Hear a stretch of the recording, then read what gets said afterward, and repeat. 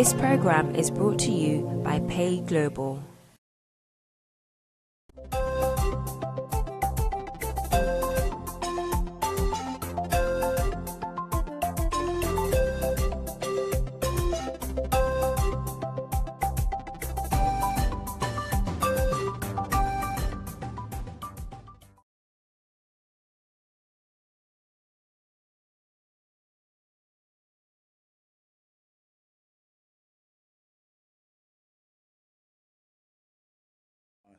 What is the right way for the continent, countries across Africa, the way to implement taxation across the continent? We will find out as well. And as always, viewers and listeners are welcome to participate on the show. The number to call is 0203 735 8820 or 0203 286 0185. If you want to text us, it's 0793 286 1328. So, back on the issue of money transfer.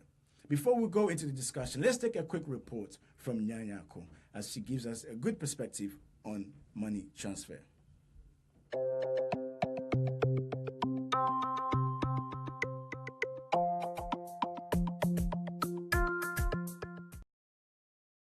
Every day, thousands of Africans living and working abroad wire money back home to family and relatives.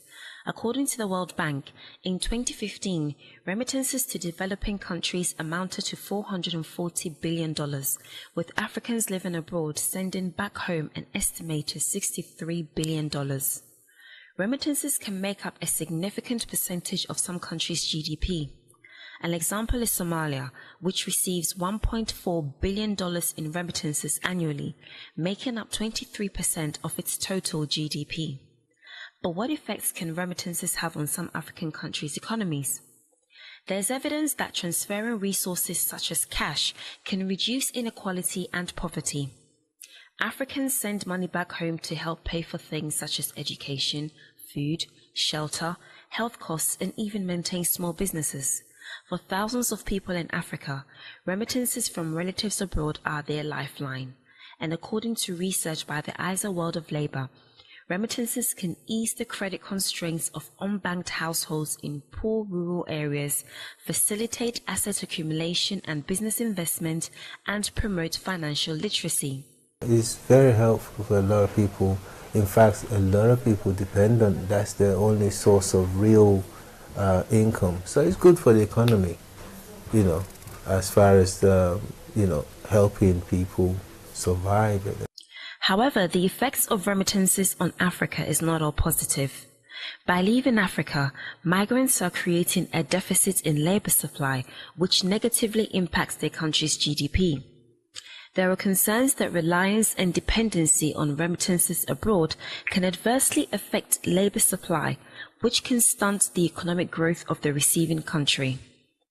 There is also evidence that remittances can increase the consumption of non-tradable goods, raise their prices, appreciate the real exchange rate, and decrease exports, thus damaging the receiving country's competitiveness in world markets.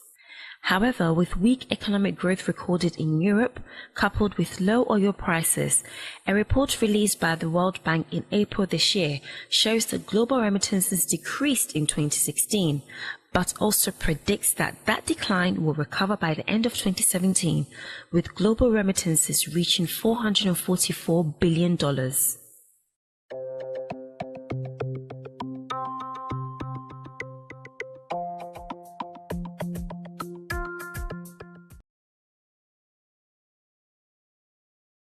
I personally think that it's an opportunity that Africa is not harnessing and taking advantage of. So in that regard, it could be said to be bad. Fred? I think Priscilla thinks it's bad. Yes.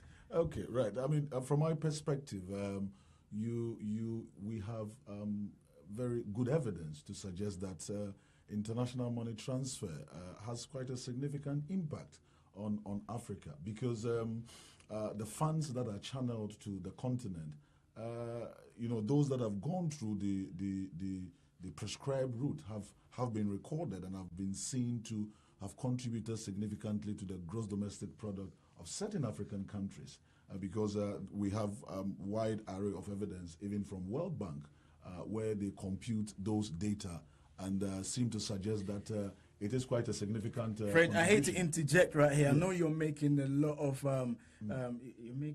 good contributions as to what you're saying, but we can't hear you. So if I may just ask you to get a bit closer to your microphone, that would be good. Is it better now? Yeah. Yes, much better. Okay, all right then. So I mean, I will just start once again. Yes, that, please do. International money transfer, it's very good for Africa. There have been some negative aspects of it, but you look at the generality of it, that the funds that are transferred to the continent has been used, has found itself as a significant contributor to the gross domestic product of certain African countries. And once, such contributions have been made, you can but say that it is helping in the development agenda of certain African countries. But there are some, problems here and there. I mean, you're talking about some issues of money laundering, some issues that pertain to Africa losing its rich supply of quality human resource in the bid for those people to come into Europe or travel overseas and transfer that money. You could say that for some African countries, they would have lost that manpower that would have contributed directly to the development of their country. But for those who find themselves working here, once they channel the funds back home to Africa, I think in its generality, it's good for the continent. Yeah. Well, Priscilla, with the way things are moving across the world these days, everything is instantly. So surely, as Fred is saying, it must be a good thing for people back home. If you want to send money quickly, the moment you send it, a click of a button, they get the money. Surely that must be good for the continent. Good for whom? It's good for the companies that we send these monies through. And unfortunately, what tends to happen is that those of us who work and send monies through these channels, we know the usual names. What happens is that they get to create a workforce here. Their businesses grow and develop here in the diaspora, but they don't create such businesses or benefits to Africa. So, and not only that, the charges that they charge us for sending money, the African route is the most expensive route when it comes to money transfer. So why are they charging us so much? And when I say it's an opportunity that the African governments are not harnessing, they fail to see, in my view, what these monies can do. That report there, over 400 billion being sent. Yeah. And we're talking Nigeria alone receives 22 billion of that in a year. So just imagine, for instance, if our governments could create products that where these monies, rather than, if you like, rather than going through these companies that, would take the money, charge us so much, why don't we work it through our banks, for instance, with products that we can, you're talking instant. So let's just say that, if the bank was able to, they speak about it, but I don't see it working because for some reason, from my understanding, our banks don't seem to be able to link adequately between here and, say, Ghana or Nigeria in the same way.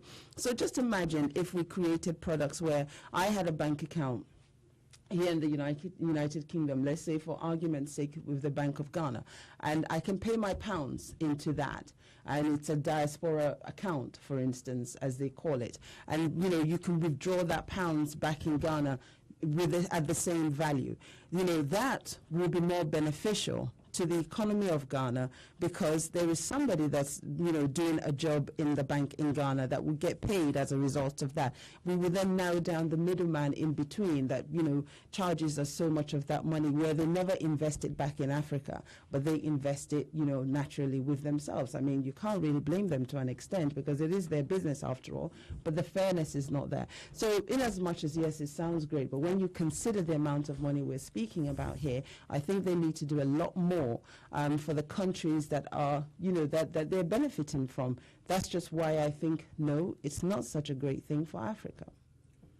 I think I like Priscilla's submission because it perfectly fits into a solution which has been created by one of our banks and one of the companies that is within the grouping fraternity.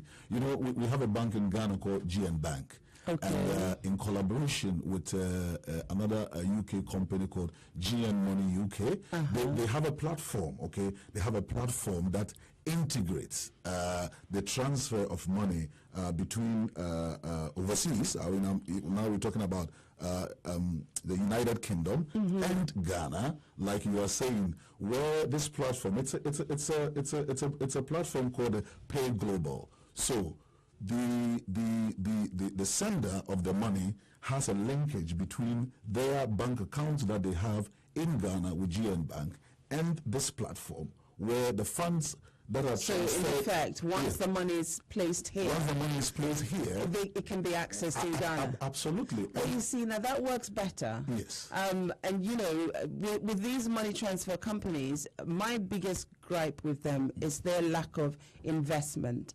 And I also think that to an extent they take advantage of the diasporan African community, because they could do more, if you like, within the diasporan African community here, equally with the amount of money that they make from us. But again, we know we're always at the bottom of the food chain, but we're at the top when it comes to contributing to their growth. So I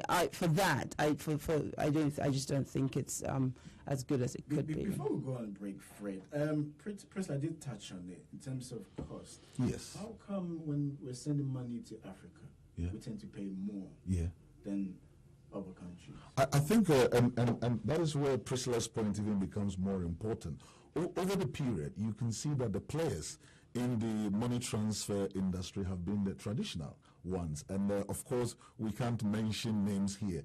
And I think it's imperative on the African to be patriotic of African businesses who actually undertake money transfers into their own continent, because when they create the labor force, some labor force, but in a large extent, they create a very large labor force in our respective countries. For example, like this Pay Global money transfer platform I was talking about, where we have thousands of agents scattered across our country who are responsible for providing the transactions required for funds to be paid overseas. So I think Priscilla is very right that you can see that the cost of sending over the period has come down, because a lot of very small players have also come into place. And these small players are actually the ones that are African based companies. Absolutely, so we must love our own. But then sometimes some of them are franchised. It's just that they'll run under a different name. Absolutely. Yeah. But you see, where the industry is littered with the big names, it takes a lot of effort for smaller ones also to graduate and come up with. All right, we're going to take a quick break, and when we come back, we'll continue our discussion. Just to remind people that you can watch us live on Facebook on GNTV, on GNTV UK on Facebook. You can also call in to share your thoughts and comments. We're going for a quick break, and when we come back, we'll continue our discussion with Priscilla and Fred. We'll be right back.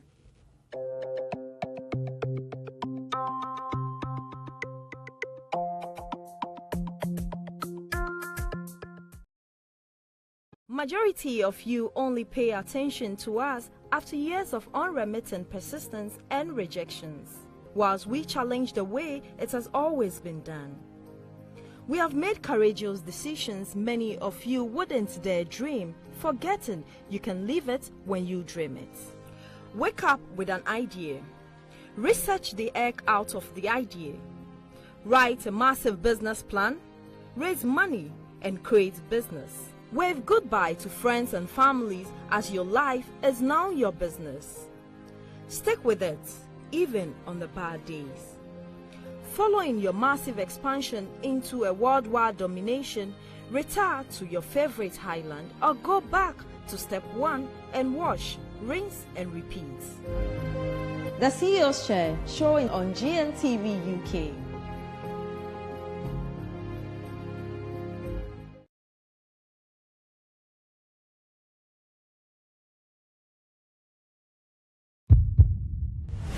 Doing something illegal in there? No. What? Your lesbian fixation? Huh? You call that a lesbian fixation? It is happening live. I am just coming from their room.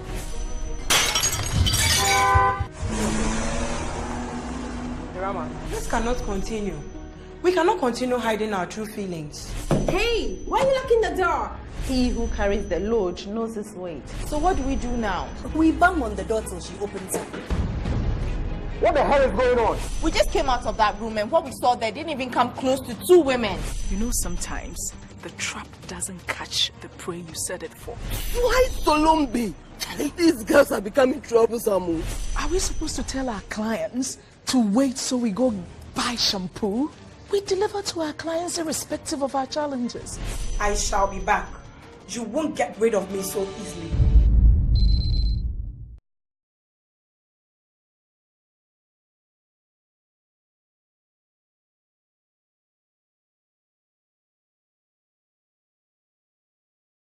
I love social media. I mean, I am social media. So I've decided I'm going to hijack your screens for the next 60 minutes as we surf through your Instagram, Snapchat, Facebook, Twitter, and all of it. The key is to listen, engage, and build relationships. Social media is not just any media. It means fun and connecting to your favorite personalities online from any part of the globe. And when I say fun, I mean real fun. FNN Social.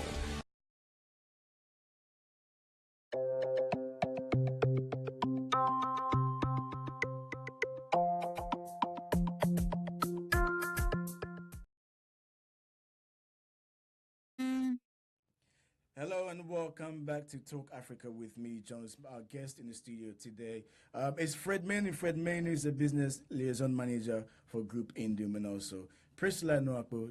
Priscilla is a journalist here in the UK. Before we went on our break, we were talking about money transfer, international money transfer. Is it good or is it bad for Africa? And some really interesting conversation we're having here in the studios. Just to remind our viewers and listeners, you can watch us live on Facebook on GNTV UK. That's streaming live on Facebook. You can watch us there. Also, you can watch us on Vision TV. We're live on Vision TV as well. And if you want to call into the studio, it's 0203-286-0185 or 0203-735-8820, or you can text us on 0793-286-1328. Okay, back on the issue of money transfer, Fred.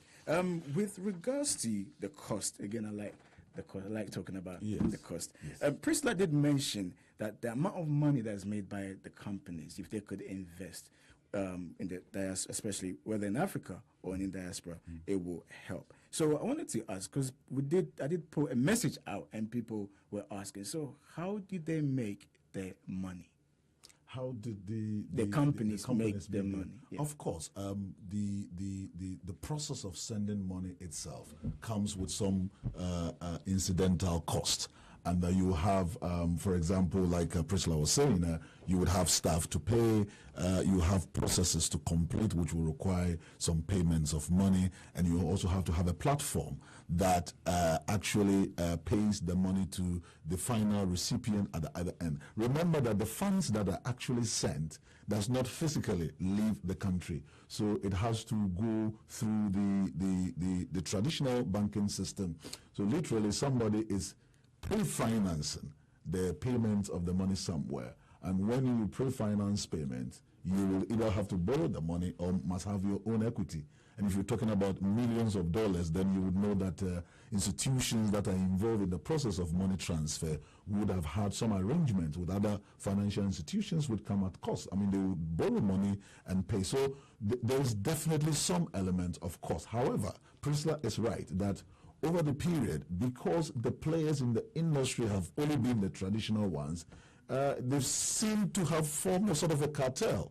And thank God that today, in the bit of globalization, we have had, companies like Group Indum that have come into Europe and have invested significantly to help the African. And we always want to state the fact that it's not for the Ghanaian.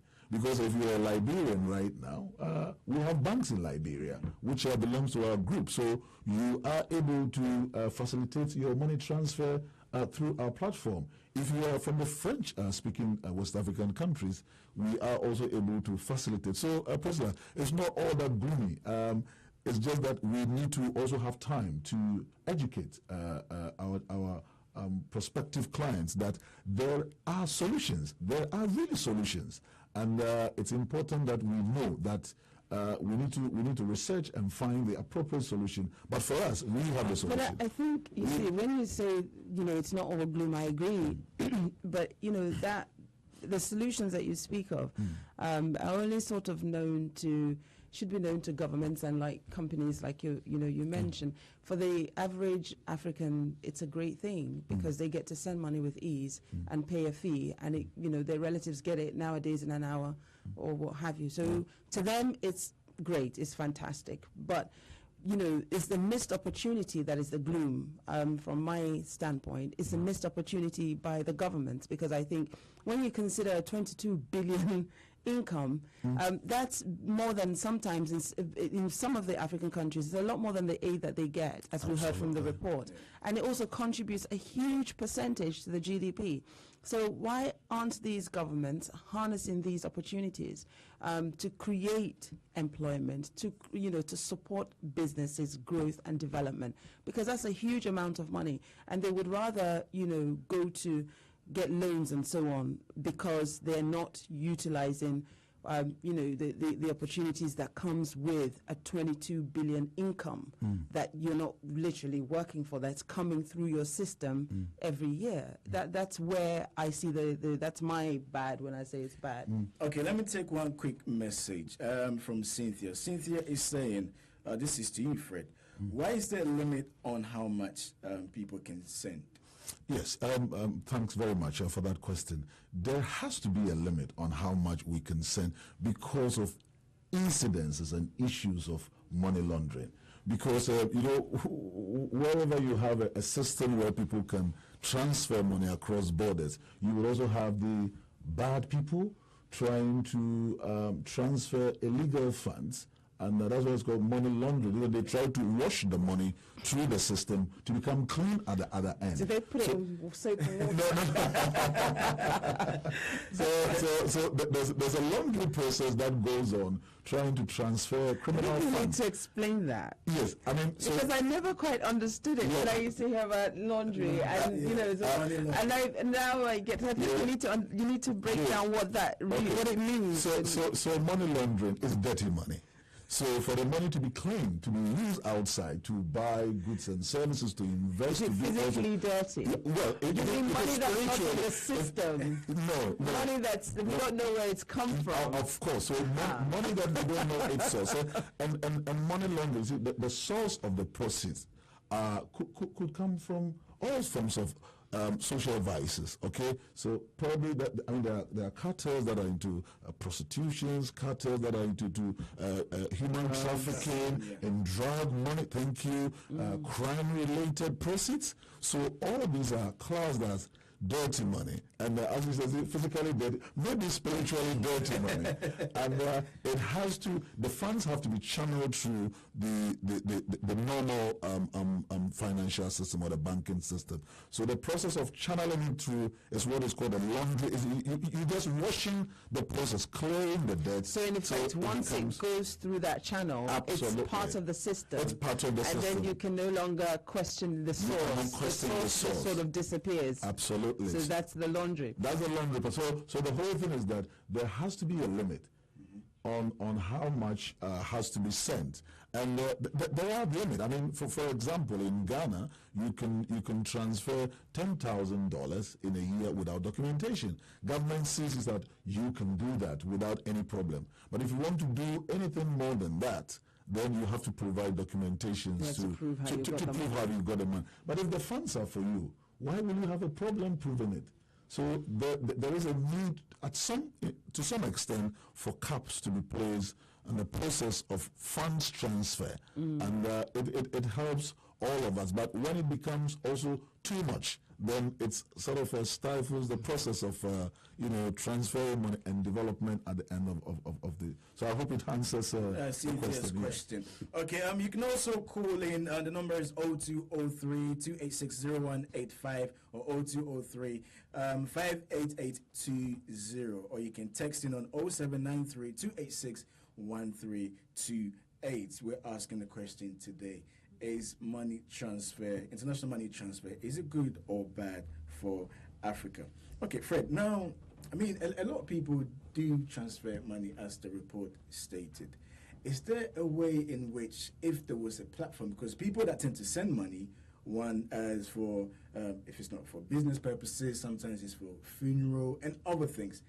Don't you think if there was a platform across the continent which was able to give such, to give people this platform for whatever it may be that they require, rather than people sending money from back home, don't you think that would help? What I'm trying to say is, if there was something like that integrates in terms of pension, in terms of funeral, in terms of businesses, if there was this kind of platform, I'm sure it would really, really help.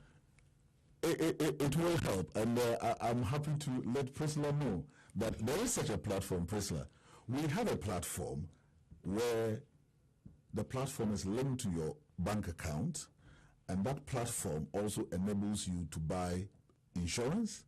The platform enables you to buy private pensions. So it's already in existence? No, it's called Pay Global. Okay. As a PAYGLOBLA. So Pay Global. So what if you have an Android phone, you just go to your Google Play Store and you type Pay Global. It's an app. It's got this golden crown. It is there. The platform is there because we have clients who are using it. So how does it work? Oh, so let's say, okay, I want to use. You've just told me. Yes. We're listening at home. Good. You've just told me. How do I go about using Pay Global after I download it? How do I get my money to it? Good. So Pay Global, you download it on your phone. Now, to put money onto Pay Global has agents, and these are like the normal money transfer companies that you see around. There's all the shops and the places that people sell money. So when you go to an agent that trades in or that is registered for Pay Global, you pay the money to them and they credit your phone with a digital currency, electronic money. Oh, I see. The moment you do that, you see that there's a platform, and you are able. The platform is linked to it has collaboration GN Bank. So can you do it online? Yes, can you transfer online? Yes, you can pay money into the Pay Global's account here in the UK, and they're able to give you what is it called, the digital currency on your phone. Now, you have the flexibility to do money transfer. You have the flexibility to buy pensions, to buy insurance. You have the flexibility to even buy stocks on the stock exchange back in Ghana. And all these things it's great, and I salute it. But, you know, that's just one company. My concern is, what is the Ghanaian government, for instance, is the African governments and their ability to legislate or to policy these transfer companies so that it's more beneficial. Well, it belongs to a company, a bank that is licensed and regulated by the Bank of Ghana. You see, we have the macro structure and the micro structure. You are very right, Priscilla, that governments could do better by, making it so open for people to know. But, in Africa, individuals have to actually invest in certain sectors, pay all the cost of infrastructure and everything to get it to the point where you would probably link it with like the system we have in the UK. You don't need to buy a car, isn't it, in the UK, because the public transport system is excellent. But Priscilla, you don't have the same thing back in our continent, where a person buys a car here and you also buy the same car in Africa. You would have used yours for only 2 or 3 years and you'll be broken down. The guy here uses this for 15 years, 10 years, and the vehicle is still the same. So all that the analogy I'm trying to put across is that individuals and companies are making investments.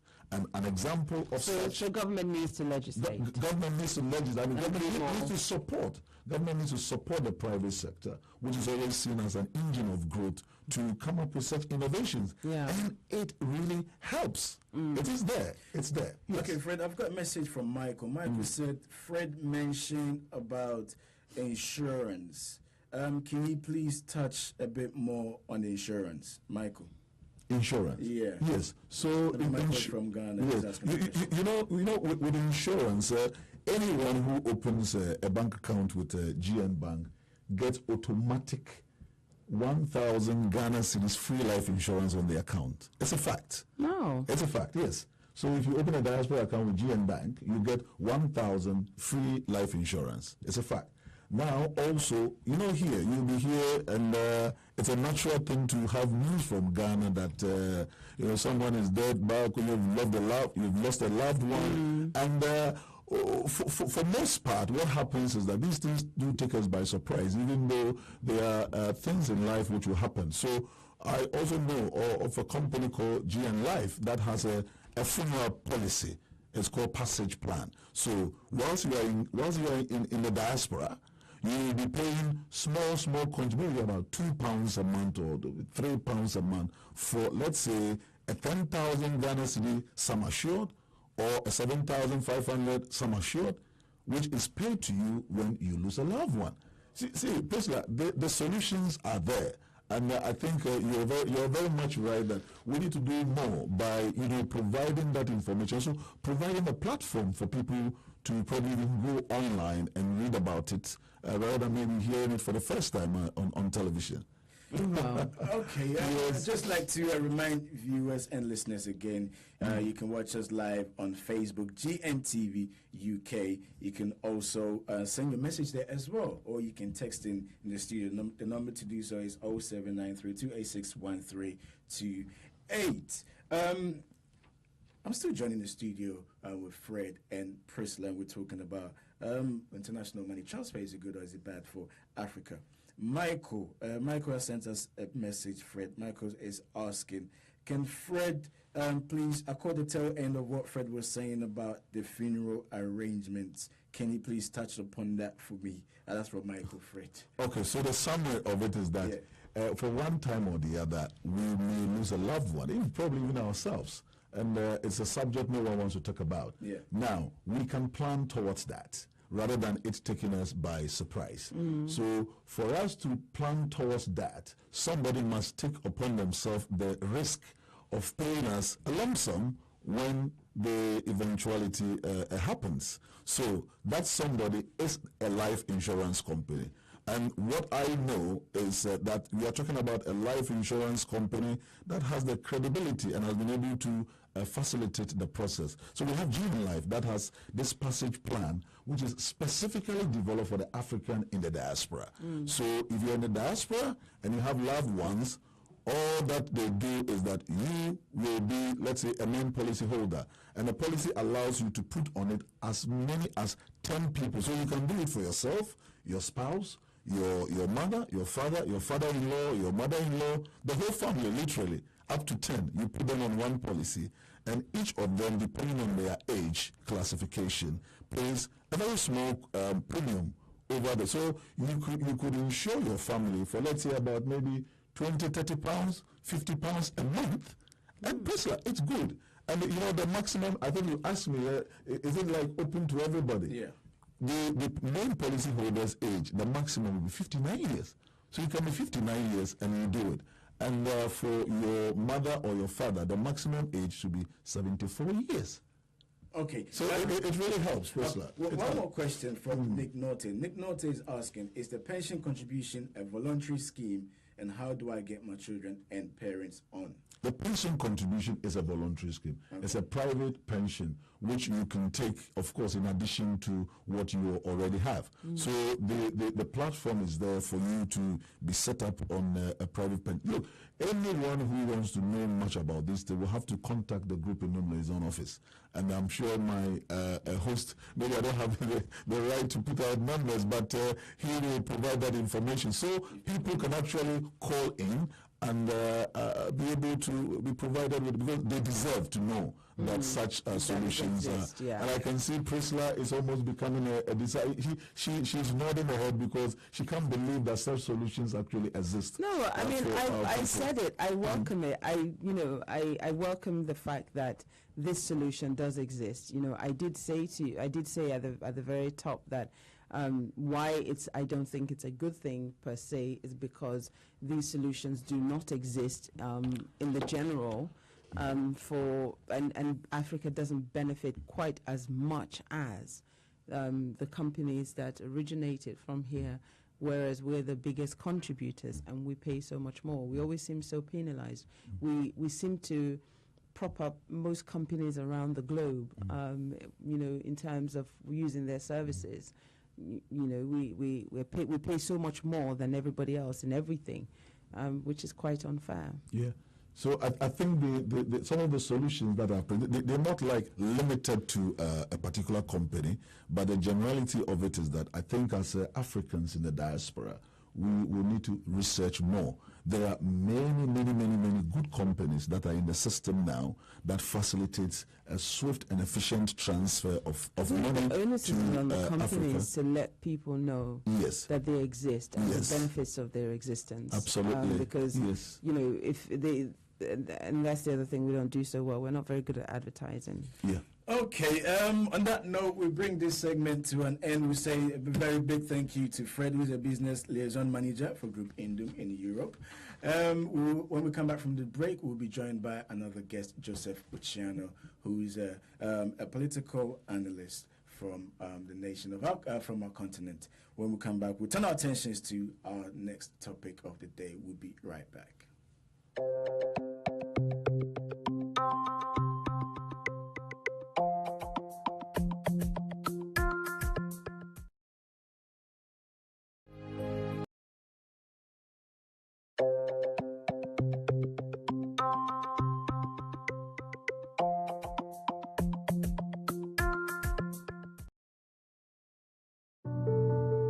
You might ask an artist to explain his art, or ask a poet to explain his poem, but it defeats the purpose. The meaning is only clear through the search.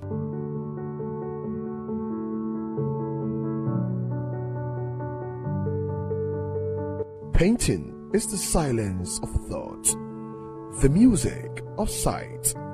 Painting is just another way of keeping a diary.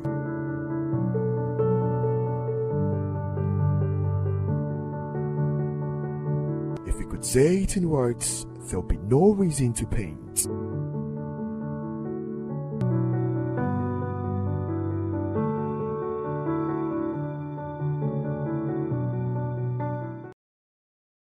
E-News Redefined. Wondering what's going on in the life of your favorite entertainment personality? Wonder no more, because the Daily Setbit has got you covered with the latest in entertainment news, gossip, fact, rumors, and of course, some sizzling interviews. Not just that, did you know actor Jimmy Fox's real name is Eric Malone Bishop? I bet you didn't know. On the Did You Know segment, we bring you some mind-boggling facts you might not know about your favorite celebrity. We don't only set the trend with our stories, we bring you trending videos and images that have gone viral on social media. Your entertainment just got better.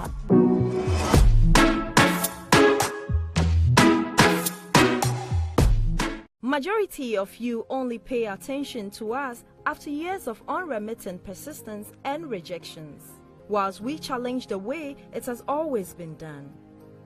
We have made courageous decisions many of you wouldn't dare dream, forgetting you can live it when you dream it. Wake up with an idea. Research the egg out of the idea. Write a massive business plan. Raise money and create business. Wave goodbye to friends and families as your life is now your business. Stick with it, even on the bad days. Following your massive expansion into a worldwide domination, retire to your favorite highland or go back to step one and wash, rinse and repeat.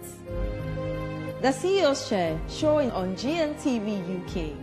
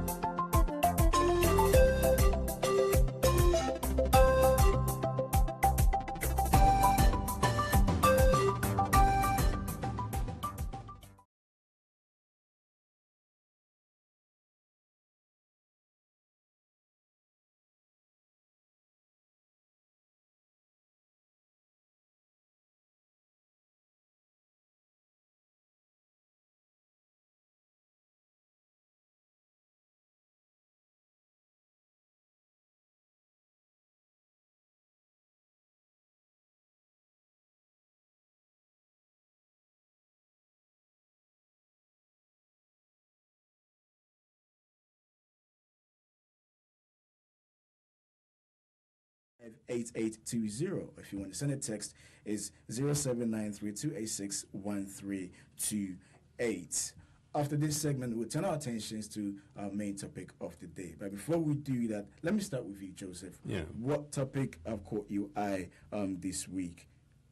Africa, as ever, has huge headlines, which unfortunately don't get as much coverage. So that's why we're here, and that's why we're here. And yes. I'm delighted to be here this very early part of the morning, and to say that it was very difficult picking stories, but I managed to pick three. One, the biggest is the Kenyan elections, and the process that opposition leader now Raila Odinga calls a sham. But in Africa, hardly a few weeks ago, the Kenyan Supreme Court, hit the headlines around the world when they came up with a very, very, very courageous ruling, yes. To actually halt an election of an incumbent. The other story, of course, is my native Uganda. I couldn't leave that story about Mr. Museveni, whom I call ageless because we don't know how old he is. He actually doesn't know how old he is, but seeking to go into 75, having been to power for over 32 years, wants to amend the constitution so that he's able to run come 2021. And of course, as you notice, again hit the headlines when special forces dancing like Michael Jackson, jumped from the National Assembly. And then the third story that I picked, amongst very many, is Eritrea, which is probably the former police state on the African continent, where youngsters very courageously the other day decided and managed to go into the streets of Asmara. I was very, very surprised knowing what goes on in that country, and relatively, and unfortunately as ever, officially they say opposition activists say 28 people died. The government side said no. But back to Kenya. I know before that we came on air, you had your own views about this, but I'm afraid Raila Odinga is somebody who's been terribly hard done in Kenya, because as it were, not only has it been systematically rigged for the last several years, but on these very particular elections, when the Supreme Court ruled that the other electoral process was not, properly conducted, and the irregularities were very apparent, there was a demand on the Electoral Commission to undertake very specific processes and changes. And so I know a number of people are saying, why did Raila decide not to participate? Yeah. I think I agree with him, and as it turns out, it was a one-man show for Uhuru Kenyatta. If the elections of August the 8th were deemed to have been irregular, and the irregularities were very clear, and the opposition very clearly managed to convince the High Court, the Supreme Court, and with evidence, and demanded for these changes in the electoral process today to take place within the supposed 60 days, which of course is something which is contentious. It's understandable that this guy simply said that, look, no, we are not going to participate. As it happened, they argue that the process that took place on the 26th of October was far worse than the other ones, in terms of the figures. But what surprises me is the courage by African leaders, African rulers, in this case, the Kenyan authorities, considering what happened hardly 10 years ago, yeah, following the post-election violence in that country, yeah, that the incumbents could, with impunity, continue to flout both their own judicial processes and disregard the will of the vast majority of Kenyan people and leave 50 Kenyans dead to date is a very, very sad story for me. Priscilla, when it comes to Kenya, as Joseph said, a few of the elections that they've had which has resulted in violence. This time round, Raila Odinga, if he's saying that the repeat of the re-election is a sham, then what happens next? Is it just going to keep being prolonged? Well, it's a pity, and it's actually quite disappointing, because I think that when the initial election took place and he made the complaint and the issue was taken to court, I think the decision then of the Kenyan Supreme Court was hailed as victory for democracy. Yes. Because it's not something that we have seen for African democracy before, and so it was great. And the President Kenyatta was ready to abide by it. And he made that clear. So for me, that was an opportunity, I think, for Odinga to work with the process, to continue with the pressure to ensure that, the election went ahead. But then when you now pull out, citing, that there was still irregularities, things were not going to happen overnight. But the mere fact that, that stand had been taken, the world were watching, we were all looking in. So the Kenyans knew that the world were watching. Kenyatta knew that the world was watching and that his reputation was on the line. And I think the Kenyan Electoral Commission also knew that the world were watching. And by pulling out as he did, I think he's just, throwing the whole process into murky grounds, and he's causing more problems than he is a solution, because by now pulling out, you're prolonging the process. Of course, if you pull out, it's going to be a one-man race. And it was. And it was. Yeah. So if you say that the time was short for some things to have been amended, then why don't we appeal to the court to see if we can get an extension on time so as to get these things done? You work with the process. And that's very interesting, Jones, because actually they made the appeal, and the courts did not sit. Why? Because they claimed that there was no quorum. In fact, there's reports that actually one of the judges was reportedly kidnapped. I think a bodyguard to the judge, who indeed, one of the judges actually was killed the night before. So Oginga on this, the opposition in Kenya generally are actually the victims here. They went ahead and proved themselves in open court, in the Supreme Court. Not a single, as I understand, of any of their demands was met between the previous elections as the last elections. Nor was any of the changes as demanded by them and directed by the Supreme Court, was effected. Granted, the Electoral Commission argued that the 60 days was too short. Yes. Now, quite clearly, that is where there was a need for the Supreme Court, rather for the Electoral Commission, Oginga and Kenyatta, to sit and agree that probably some kind of formalities go to court and agree. And request, Precisely. And so that the Ogingas did that. The guys who objected? It was the Kenyattas and the Electoral Commission. So since Oginga was the complainant, we can't actually blame him. Now, the other thing is this, Jones. I was extremely delighted as somebody who's covered this continent on this democratic issue for a very, very long time, that your native Ghana, you can be proud of it, is probably now a mini star on the African continent of the democratic process. So by and large, is surprising to me, Nigeria, for which I was very critical for several years. It was my hope that on the east coast of Africa, Kenya would be the nation that is emerging out of this. Now, if you consider the alternative to the democratic process, I totally agree with you. I'd rather actually the process took 1 year, but it actually worked out well. Now, Oginga actually, to his credit, insisted on the due process of the law. They went to the Supreme Court, and the people to be a questioner put on the spot, to me, in the Electoral Commission. Now, yes, granted, Uhuru Kenyatta said that he would abide by it, but remember what he called the judges immediately after that. Not necessarily glorious. Point is, I think going forward for Kenya, and by the way, the petitions going on in court at the moment, is that I hope that common sense prevails. In fresh elections is conducted, which ideally is the needed thing. The vast majority of Kenyans really believe that actually even these recent elections that the opposition calls a sham, the figures themselves were doctored. That's what they're saying.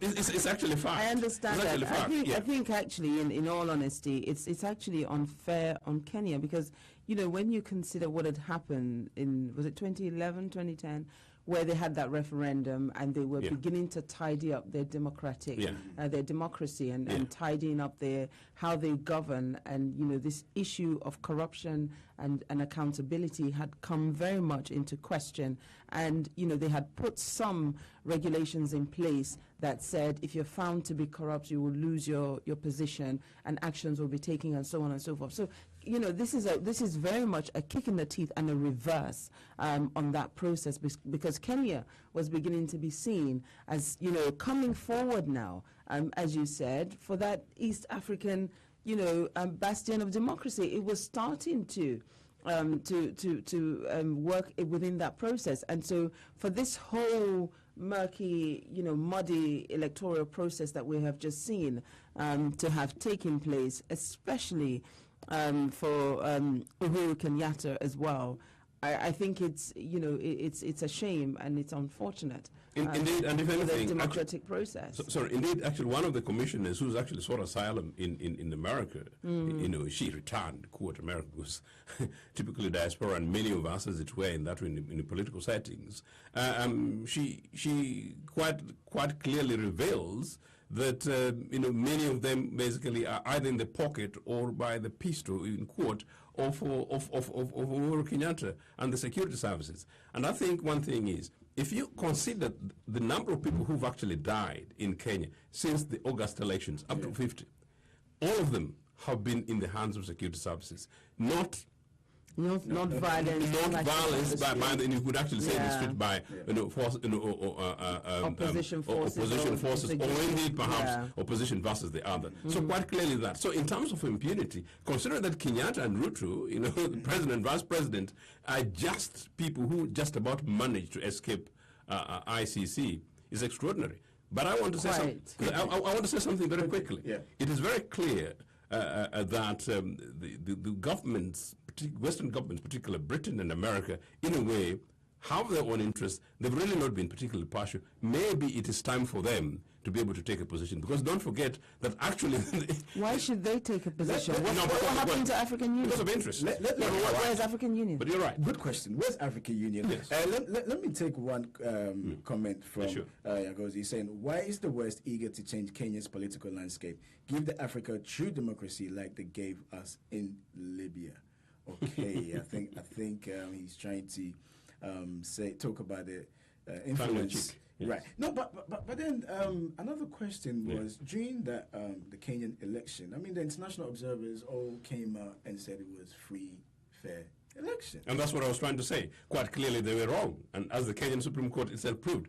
Why? Because they've got an interest. And you guys, we're not new to the fact that actually, you know, London and Washington takes political positions. And in this morning, today, on Thursday morning, there is no reason why we can't say they do that, and we know it. And unfortunately, we need to take charge. And that's why people like the Ogingas, who actually take positions and have fought all through that time, they need our backings. We need genuine democracy in Kenya as it is in Ghana. Right, and that's why we're here. And we're going to take a quick break. And when we come back, we'll continue with our discussion. We'll be right back.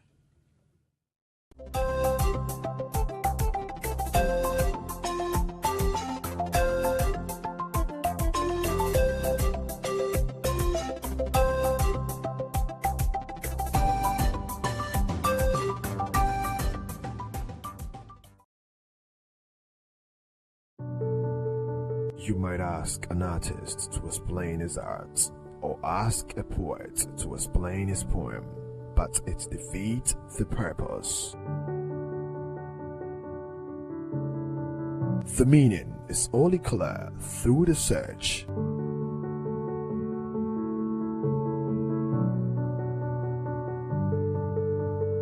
Painting is the silence of thought, the music of sight.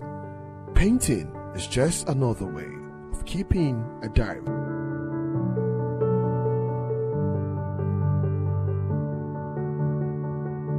If we could say it in words, there'll be no reason to paint.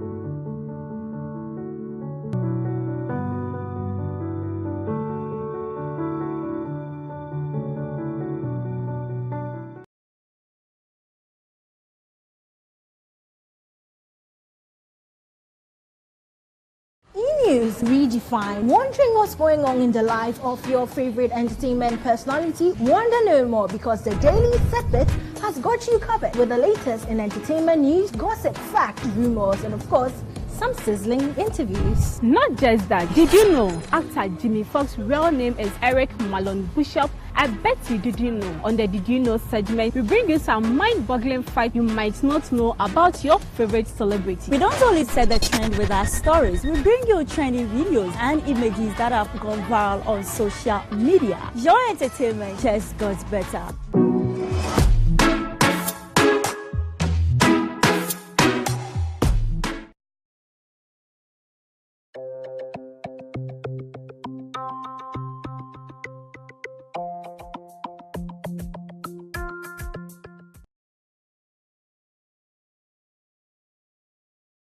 Africa with me, Jones. My guest in the studio today, we have Joseph Ochano. Joseph Ochano is a political affairs analyst. And Priscilla Nwakpo. Have I pronounced it right? You're not quite getting it, but I'm going to forgive you. Go on, just say it. Winkbo.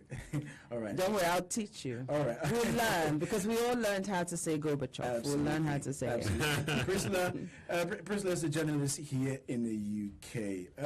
Our guests right now are reviewing topics that have made the headlines across the continent. We've had Joseph share his story. Now, Priscilla, I understand you've picked a story about Nigeria and ECOWAS. Yes, I have. You know that ECOWAS are making plans that by 2020 they should be united in having a single currency. And they recently came together, and Nigeria, the president of Nigeria is warning against having a single currency and actually pulling out of, the whole idea of Nigeria joining forces with the rest of ECOWAS to create this. Naturally, the whole idea, although the ECOWAS model is sort of modeled on the EU, isn't it? Yeah. And we're sort of following that, the whole free movement thing and being able to do business back and forth and all of that. But I'm not so sure that it's quite worked out in the same way. Is your opinion based on Brexit? No, of course not. It's based on personal experience, in the sense that, when you go across the process of doing business in fellow ECOWAS countries are not as easy for some Nigerians when they go across to set up businesses and so on and that. In some places they're taxed highly, in some places they are penalized, and so that uniformity needs to happen, where because you're a member of ECOWAS and you're coming to start a business here, there should be viable grounds where we know that this is a criteria and we meet that criteria. You're going to create employment, you're going to pay this amount of tax, you're going to do this, you're going to do that. But what we have is a situation where their experiences, they turn up to set up these businesses. I'm not saying that they're all perfect. They would have had they do have some issues. But then you find that some of these countries, Ghana for instance, highly tax Nigerians and try to make the condition actually quite challenging for Nigerians having business in Ghana. So, that's just one example. You guys are just mean. You guys are just... I think they're trying to stay away from you want to have now that you're a big economy, you're just boasting. Okay, next time you guys come to Uganda, you're just trying to close our doors. But on a serious note, I think I agree with you only to an extent. I agree with you to an extent. I think in principle, and just to make it clear, a bit of my trade too, the ECOWAS, obviously you guys followed us, the oldest, very organized union was the East African Community, which the European Union apparently, way back in the early 70s, bought our ideas, and of course they came in and broke it for very different reasons. So in principle, it's not only the first stage of a contextual better African Union, but really it's the way forward. However, where I agree with you is actually the regulatory process. The challenges you're raising actually should not really be the problem, because really if these guys are going towards a monetary union, and that's part of my challenge with African integration generally, is that we don't deal with the bottlenecks. Much earlier we were talking about where is the African Union and where are the bodies. In fact,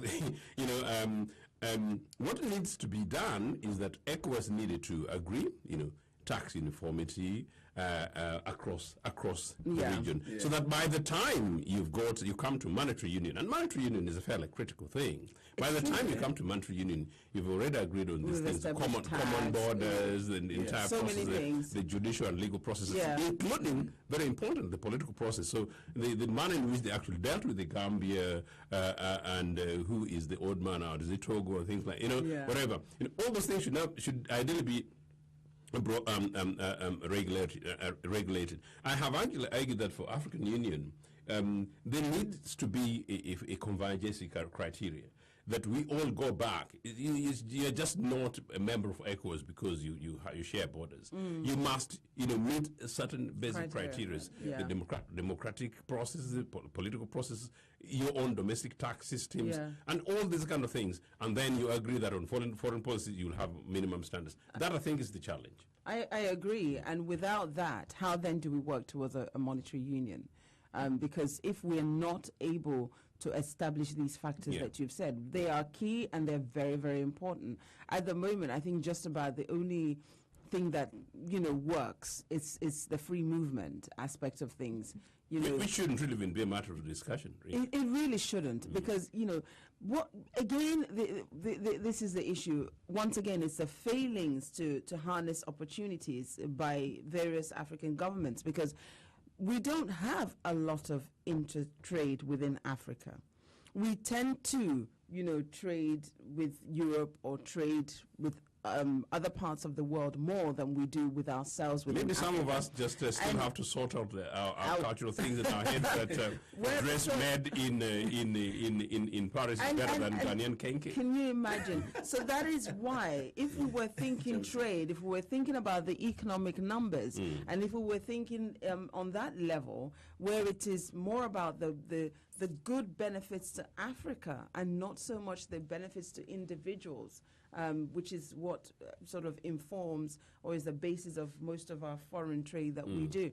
If it were so, then I think we would ensure that we work more with each other than we should be doing. I mean, why do you want to fly 6 hours when you can fly 2? It can take 45 minutes. You can take an hour to get to a neighboring African country. You can build roads and railways that links these various countries, and it's easier to transport goods and services across, with each other. Why would we rather fly over the sea for hours? John, we need to be back here to discuss African infrastructure. We'll give ample time to go back on this subject, but let me take one quick few messages. And this one is from Michael. Michael is saying that I agree with Buhari.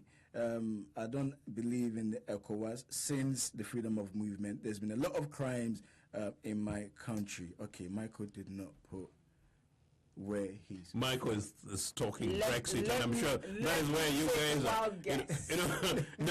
No, because actually, interestingly, Nigeria being the big economy should really be the ones that benefiting. In fact, part of Brexit ideas is because the British still have this colonial thing. From what? From a single currency, or indeed monetary union, as it were. Because actually, some of the section of the rural England that say no to Europe, the Brexiteers, many of them basically people just don't like German because German beats them in football and also sells Mercedes-Benz and BMs. Quite seriously, that's such a futile reason. No, because it's actually an economic argument. Quite clearly, there's that political thing. So really, Nigeria, by and large, in a single currency, should actually be the economy that should otherwise swallow the rest. So actually, if I was advising, I'd be advising many of the other smaller nations that actually, the more Mr. Buhari says no, maybe the better for you guys in the interim as you organize your economies. Well, yeah, I think like I said earlier, in order for it to happen and to happen for the benefit of Africa, the structure needs to be there and the infrastructure needs to be there. Achieving monetary union is not just something that we can just click our fingers and it happens and we print this currency and we're all spending and using it. We've got to decide how we're going to spend it, where we're going to sell it, what is the value. Clearly, what is the principal disagreement? Rather than just a fear of the unknown, you guys just... It's not a fear. My principal disagreement, and why I agree with Buhari, is that the structure is not there to support it. That's it. If the structure was there, because unfortunately for us, we're not, again, my favorite word this morning, harnessing our economic ability that we have. Africa is a huge market. Integration, regional integration. And regional integration would actually be able to answer you. Thank you. But, you know, I don't understand why the whole world are sort of, you know, they've got their torchlights in Africa now and looking for ways to connect and do business within Africa. But Africa herself, or Africans, governments especially, can't seem to see what everybody else is seeing, because now is the time to shape up, put our houses in order, and sit up so that we can take advantage of these opportunities that are have coming a common to us. currency and make sure that you trade freely within ECOWAS. No, but I think what Buhari said, I think I kind of agree with him. I mean, there's a lot of challenges. Priscilla has made that statement. There's a lot of challenges that needs to be put in place. No, indeed, before it's structural. Before 2020, I think it's a bit of someone who say kind of dreaming in the cuckoo land, because 2020, all the problems that's going on within that continent. Having said that, can I tell you what? I actually don't know who represents my area in Uganda, in the East African Legislative Assembly. I don't know who represents my interest in the Pan-African Parliament. These guys make huge amount of money. That's right. Having said all these, I actually really need us, you know, and by the way, if I was the chairperson of the African Union tomorrow, I would actually start from scratch, zero. That nation states convergency at the African Union level, and indeed convergency or at a regional level. So to an extent, you're right, that you can't join the regional body, you know, unless you meet specific legal, specific political, and specific economic criteria, monetary and economic criteria. Beyond that, I think we're basically just fudging around, because one of the things that actually this process is actually creating basically a class of an economic cabal in one sense within the civil service establishment, and within even the business entity. I think one of Buhari's fears would actually be money laundering, and being the guy I know, the leader I know of him, probably some of the things that he's not saying is actually included there. Yeah, because really, in theory, as I was saying much earlier, Nigeria would be the beneficiary. But in a quagmire, as it were today, it is basically just a combination of different nation states, and then you throw dollars. But let's look at it from another angle. I mean, the importance of ECOWAS. I mean, we saw what happened in Gambia, the intervention of ECOWAS, in which, in the end, however you like to look at it, there was a smooth transmission. The only credit they can give to ECOWAS. Well, it is a big credit, because it did save a lot of, stop the violence. So therefore, if such initiative is being pushed forward, surely then most of the countries should come on board and make it happen. Well, no, I think the Gambian situation probably worked well. I mean, if you recall, they asked him to leave, and he was just like, "Who are you to tell me to go?" But I think that that worked out because of Gambia, how Gambia is structured and how Gambia is. Gambia is heavily reliant on Nigeria. Gambia is heavily reliant on Nigeria for judges, my vocabulary fails me this morning, but it's heavily reliant on Nigeria, and therefore Nigeria has, if you like, that ability to be able to tell Gambia, listen, to be able to tell the leader, it's time to go now, and you must leave. And Nigeria can do that over ECOWAS and over all the other member states within that region. So it wasn't so much that ECOWAS worked per se. It was more the power base that Nigeria has. So then why does it correct me if I'm wrong. Yeah. Do you not believe in the institution of ECOWAS? I do, but what's their effect and impact? Then why doesn't Nigeria help? Because you're saying Nigeria is the boss down there. Why doesn't it push for the institutional reforms you're talking about? Specifically for Gambia. Gambia is what, 2 million people? Yeah. Just over. It's a small population. It's a small country. Rwanda is a tiny country that controls Congo, but there you go. But you see, Rwanda is different in the sense that Rwanda has now, stood out as, whether or not we like it, whether we salute it, whatever you want to say about Rwanda, you cannot ignore the power or political base that Rwanda has become. The fact that Rwanda now is leading in so many different areas. Is it the infrastructural development? Is it the economy? My point really is that the number thing doesn't matter. So it's not so, but you say the number thing doesn't matter, but in relation to Nigeria and Gambia, Gambia is heavily reliant on Nigeria. Nigeria provides the judges. And indeed, my point really is that the political leadership should matter.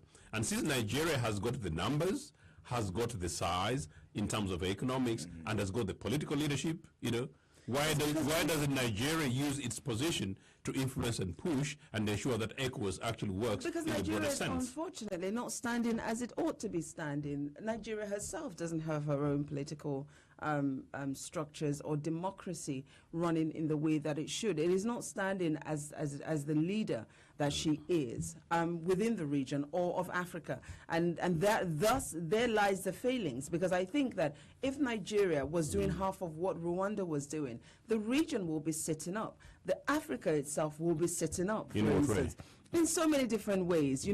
So many things would have ceased happening. The fact that corruption is what is ruling all of us, that, for instance, would have stopped. It would have ceased. It would have been limited. It can't stop for good because it happens everywhere. Yeah. But it would have been limited. Do you know what I mean? It would have been reduced, and we would have more where, we can see the social contract between leadership and citizens working out better, which is what we're seeing in Rwanda. In Rwanda, for instance, right now, private schools, we call it public schools here, are now closing down. Why? Because the school system is so good that parents no longer need to pay for a private education for their children. So when you have Rwanda is a very determined dictatorship. This is it. So when you have a system like that, where the system is so good, so now there's a problem, because now the private school sector, public school sector, if you live here, are now saying to the Rwandan government, please, can you send some of the students to us? And I think it's important that the Rwandan government look into that, because, again, you need to keep the economy flowing. You need to create employment, because, there are services and provisions of things that comes off of the back of that. So that's necessary. So just imagine if we were able to achieve just maybe half of what Rwanda was doing. There were so many things that will be stopped, that will be prevented. So you're suggesting that Rwanda, you'd rather ECOWAS have an educated dictatorship than... Sorry? Just quickly round up for me, Priscilla. Round up. Yeah. No, I don't think that we should have an educated dictatorship. I think we must always borrow what is good and leave what is bad behind. It's as simple as that. Okay, we're still discussing issues trending across the continent. As I said, you can watch us live on Facebook. It's GNTV UK.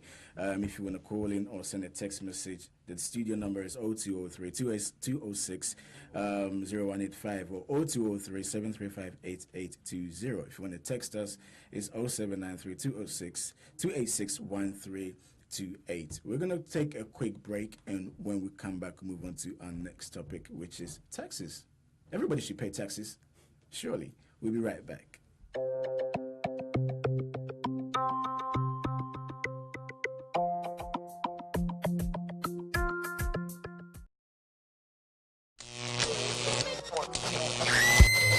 Next time, not joke with no nuts family. I feel that.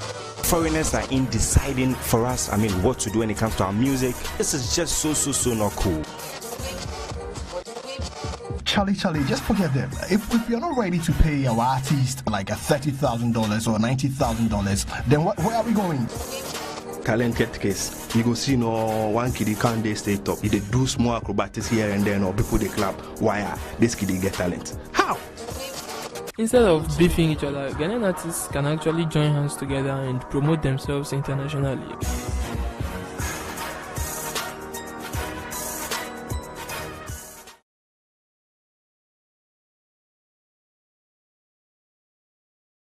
Beloved, God created man with the dust of the earth. God breathed the breath of life into mankind. So man became a living soul. It is therefore empirical to know and to understand that the earthly cannot survive without the heavenly. Faith today is designed to bring men and women of God from across the world to discuss developmental issues and current affairs backed by the scriptures and the gospels. This will enable us to have a better Ghana and a better world to live in. My name is Apostle Owahin Omaria Champon. I'm going to be your regular host. Remember, the light of God will shine. Don't miss it.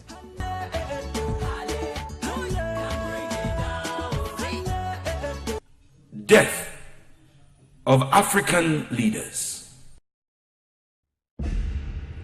Death is known to be a terminal condition that will affect every man and woman. Death is no respecter of persons or their positions in life. When people we know die, we grieve, and naturally we feel sad. Unless that person was a negative force in our lives. But in Africa, generally, we do not like to speak negatively about the dead. But the evil the dead burden people with on this earth is hardly forgotten. So is the case in Africa when it comes to the death in office of presidents, vice presidents, and heads of states. Ever since the independence of Ghana on the 6th of March 1957 opened the gates for many African countries to also choose independence from the colonial authorities, many men and women have risen to the high position of president, prime minister, or head of state in Africa. A number of them have died in office. Who are they? From which countries? Or what were the circumstances surrounding their death? It is almost a taboo in Africa to ask about the health, mental, and physical condition of those seeking elective office, particularly presidential candidates. This is unlike the situation in other regions of the world, where the health of politicians is scrutinized very closely. In countries such as the USA, the annual health examination of the president has become a public event. For example, in America, sitting presidents make written arrangements covering their deaths soon after they take office.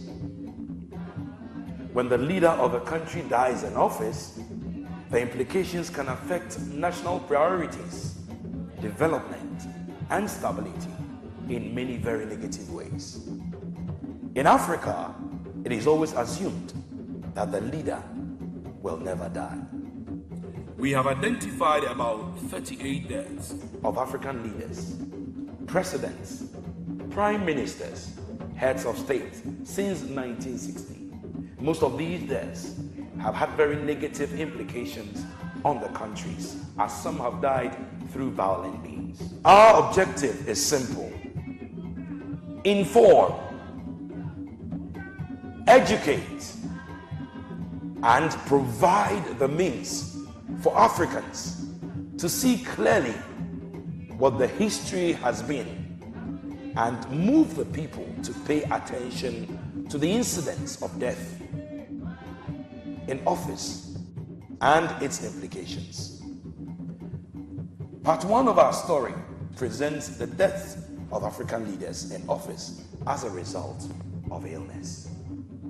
Part 2 presents the deaths of African leaders as a result of unplanned change, such as civil unrest and war, coup d'etat and assassination.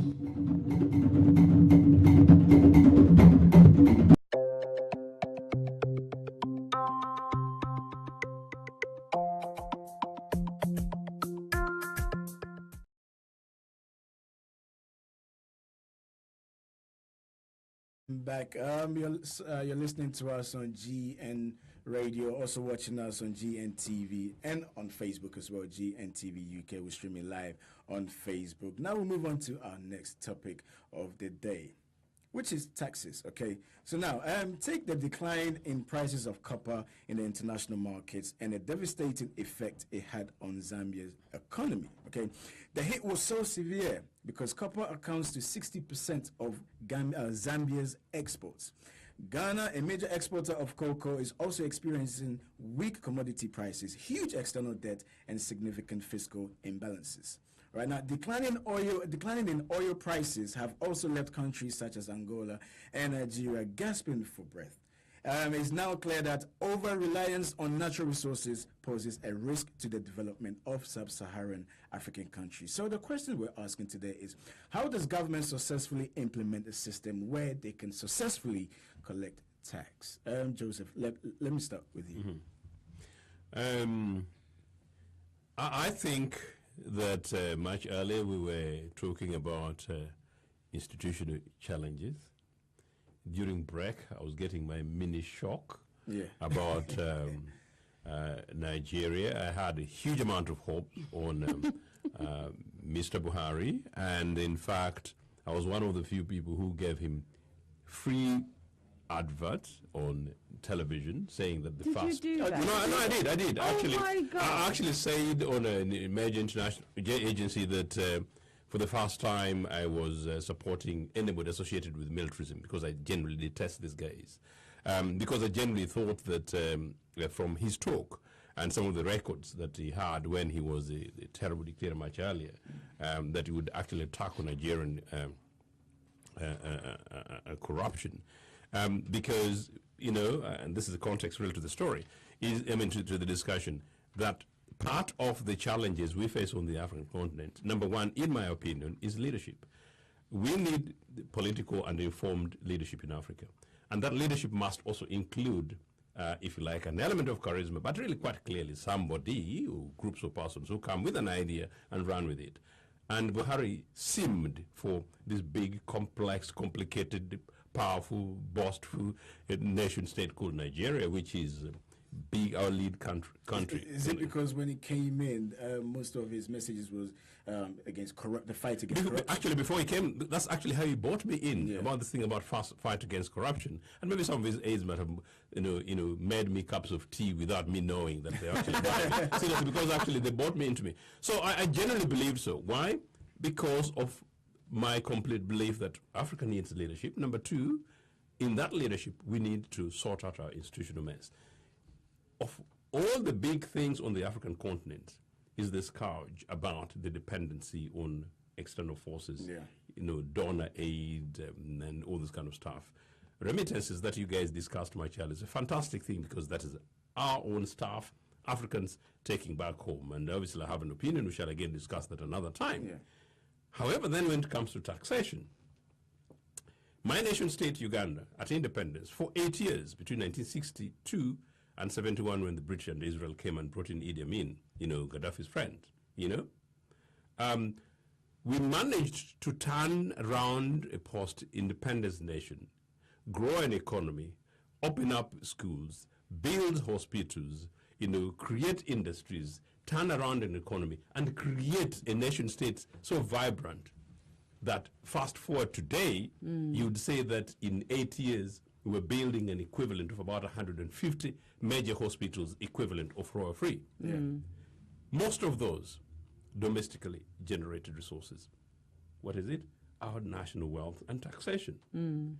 So really, these things can be done if we domestically generate our own resources and make sure that we don't dump them like most of these rulers, some of whom are basically criminals, do, siphoning our monies externally or basically bungling the economic process of our countries. So building institutional systems, structural systems, as we're saying, my child, extremely important.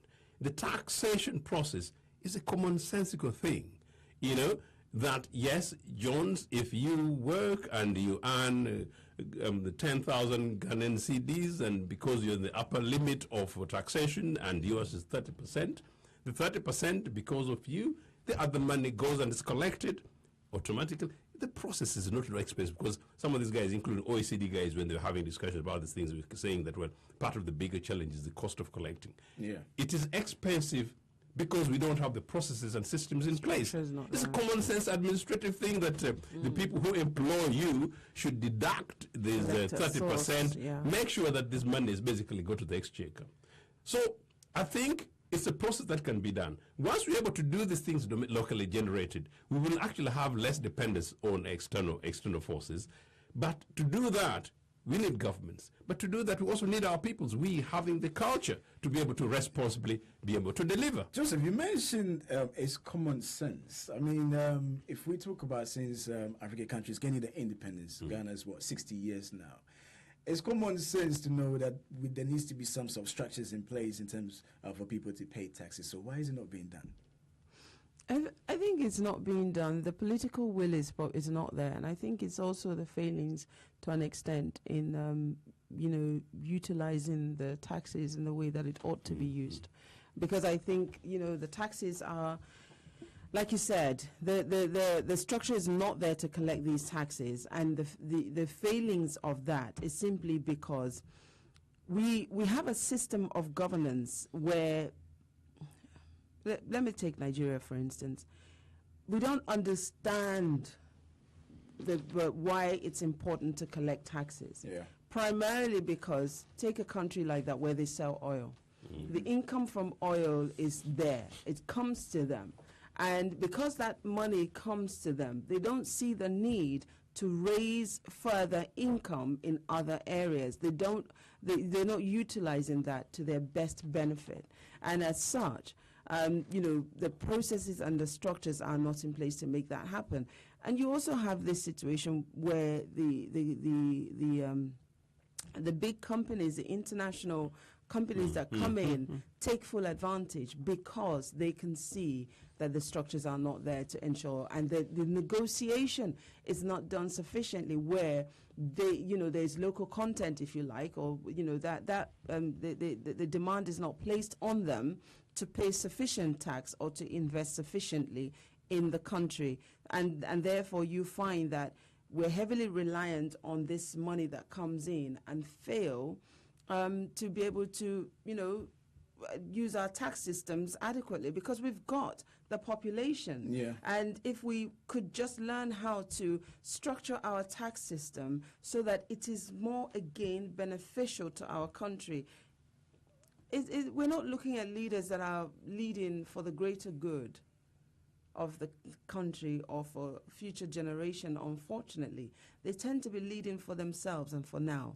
And I think that's what creates these problems that we have, and we can't resolve the bottlenecks as we go along. But part of John's question was, why not? To the extent because the will is not there. No, there is an element. Because there's no understanding there. No, there is an element from government, but I think for the vast majority of citizens, an important point is that why would I, to an extent you mentioned it, why would I go ahead and pay my taxes when I know it's not necessarily going to go through the service? So some people actually withhold tax. So tax avoidance, one, there is a system. Two, tax avoidance. Three, then an element of corruption. There's an ignorance. No, There's not so much tax Yes. avoidance. Oh, yeah. It's ignorance. Because if, for instance, I don't even know that I need to pay tax, that's number one. And because there's in some places the structure is you're supposed to pay tax, but you're not informed, and those who collect the taxes don't tell you that they're here to. It's all of that. They get away with it. There's no accountability. There's the ignorance. So why would a business that employs 5 people, earning, making a profit of, say, for argument's sake, $100,000 per year per annum in somewhere in Kumasi, why shouldn't they know that they're obligated to pay? To pay tax. There's the element of ignorance. Yes. There's also the element of lack of accountability. Yeah, because where we cannot account, that is where the businesses get away with it. Where the ignorance is at is with the general population. So there are 2-tier level problems here, because if I, as a citizen, understood, first of all, I knew that I had to pay taxes, and I understood why and how it worked, I will pay taxes. But some of them citizens don't need to know. Indirect taxes, citizens don't need to know. Well, I'm saying they don't necessarily need to know. But of course Jones, they do. if I go into a restaurant in Kampala, and I buy a meal, and out of that meal I'm supposed to pay an element that is, there is indirect tax, an element. I don't know, and then it's not necessarily my responsibility to basically pay for it. No, it's not. Suppose money VAT from me, that I'm not expecting you to take from me. I come along, I want to buy this phone. But they take it anyway. No, if it's built into the cost of the phone, I don't know. That's fine. And that's the one I'm referring to, Thank you. But if it's something that your value-added tax, as it were, if it's one that you're going to add to my bill that I'm not aware of, then I should know why you're taking it. So it is important. The onus is on government to inform citizens that, look, you have to pay taxes in this area, and this is why, and in some countries, like where we're at now, they're very good at hiding it, and we'll see it. you know what I'm trying to say. But, you know, it's there already, but it's built in. Yes. The tax is built in. Yes. So, Most of it, yes. yeah, so you're not aware that you're actually paying tax. So you're ignorantly paying tax here, paying tax there, paying tax there, paying tax on everything, but you don't know you're doing that per se. But they're collecting it. Whereas, but we all know that we have to pay tax one way or another. It's just that we don't realize how much we're paying on the products we're paying. Now, with regards to, because when we go across Africa, I mean, the average person, let's bring it up to the average person, somebody that has the little stool somewhere that they're selling, you know, some food or whatever it is that they're selling. They're under the assumption that everything comes from the government. So therefore, in terms of paying taxes, is foreign to them. But then it's essential that these people somehow also contribute to the running of the nation, isn't it? So, for instance, you have, when it's election time, you have politicians come in to say, we'll make this free, we'll make that free, we'll make this free, only to realize it's not achievable. Well, of course it can't be achievable because you need the money to make it happen. But then, if that's what I'm saying, if they're able to let that's people the ignorance pay on taxes, then this can be done. Yeah, but that's where, you know, I go back to what I said earlier about, you know, being able to, the politicians don't understand in some cases the need and the process is why it should be. That's why they tend to, some of them, not all and not everywhere, but some govern for the now and not necessarily for the future. Because if we're looking at for the future, then we will make plans for future generations. We will make plans that develops our nations. We will make plans that builds infrastructure, that, you know, how we're going to be able to generate money for how we run our country. But unfortunately, where we're predominantly governed by, you know, situations where people are more interested in what they can take out for their personal gain, then it becomes a problem. You're not able, the structures that are needed, it just doesn't make sense. Thus, somebody will arise and say, oh, I'll make this free for you. I'll make that free for you. Don't worry, you won't have to pay for that. Because they think there is some pot of money somewhere yes. Centrally that will just come to them. They, you know, for one, as an example, maybe they just think, oh, don't worry, the Central Bank of Ghana will just give me money and I'll use it to They haven't thought that there is a process in place that allows that service to happen and it has to be paid for. And that comes through the tax system. And it would come through economically, you know, breaking down the system and knowing that, okay, in order to be able to achieve this, we need to pay for it. One thing that most, you know, we take it for granted, nothing is free. Nothing even in Freetown. Okay, now, just let's talk about this. Another thing, I mean, yesterday we went out speaking to people about this issue, the topic that we'll be discussing today.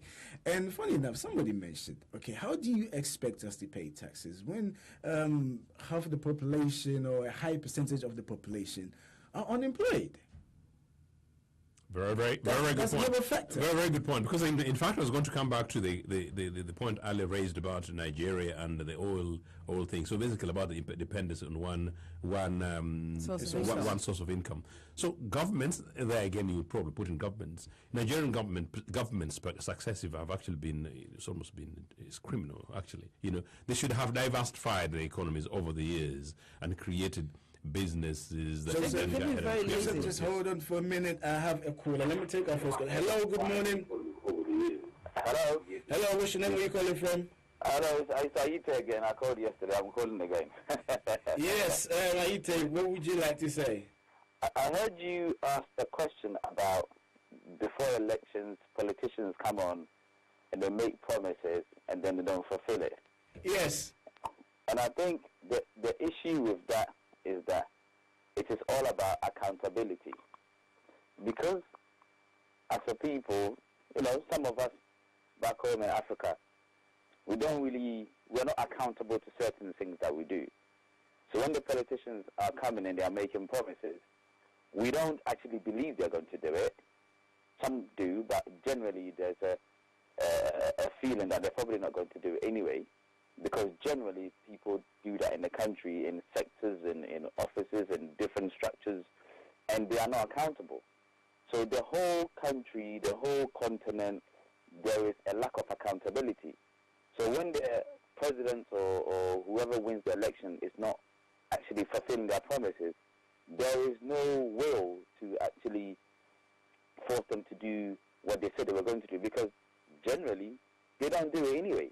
Let me ask you one question, okay? I think when it comes to election times, a lot of politicians tend to avoid the question on taxes. So if across Africa, for instance, a country in Africa, you have two politicians. One is saying, okay, if I come in, I will tax you this amount for the betterment of the nation. Hey, would you vote for that person or not? I think what it is that people are already struggling, and they are looking for someone to come and save them. But then what Priscilla said, there's nothing free. Nothing is free. No, but the principle is that people are already struggling, and people are looking for someone to come and save them. So we are not actually in tune with how the countries work. Most of us are not actually educated about how money is made, how money is raised, how governments get money, where governments go and borrow money from. So we don't know that. We're looking for people to come and just save us. So we have to be honest with the way we understand the country, and once we understand the country as a whole, we will be able to accept people as saying, look, you need railway, we have to go to borrow it, or we tax you. Aite, thank you for those comments, Aite. That was Aite calling to share his comments. We're going to take a quick break because I saw Joseph shaking his head whilst Aite was talking. Hold on to that thought, Joseph. We're going to take a quick break, and when we come back, we will continue our discussion, also give you topics that are trending across the continent. We'll be right back.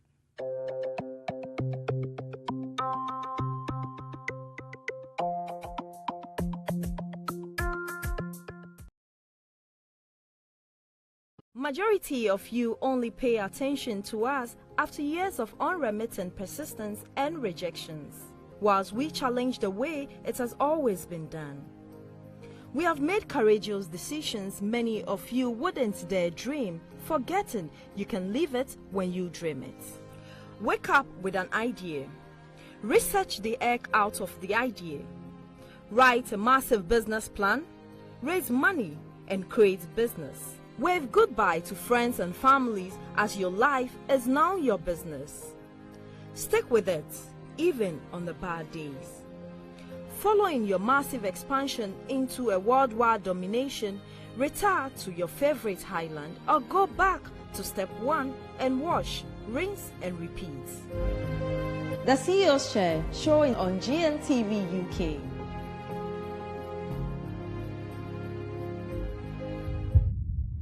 Are you doing something illegal in there? No.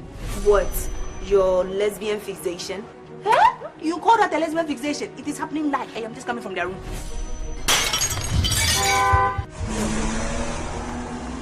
Rama, this cannot continue.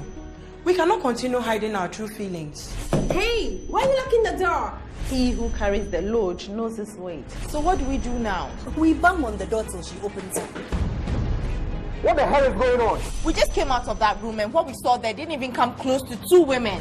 You know, sometimes the trap doesn't catch the prey you set it for. Why Solombi? These girls are becoming troublesome. Are we supposed to tell our clients to wait so we go buy shampoo? We deliver to our clients irrespective of our challenges. I shall be back. You won't get rid of me so easily. I love social media. I am social media. So I've decided I'm going to hijack your screens for the next 60 minutes as we surf through your Instagram, Snapchat, Facebook, Twitter, and all of it. The key is to listen, engage, and build relationships. Social media is not just any media. It means fun and connecting to your favorite personalities online from any part of the globe. And when I say fun, I mean real fun. FNN Social.